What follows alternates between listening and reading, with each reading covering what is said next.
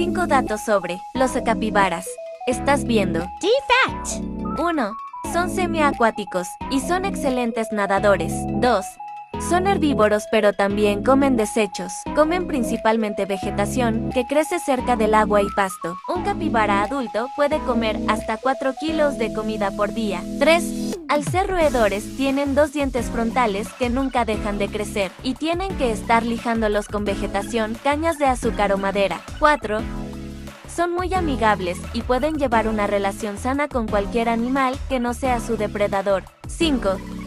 Su hábitat natural está en Sudamérica, específicamente en el Amazonas.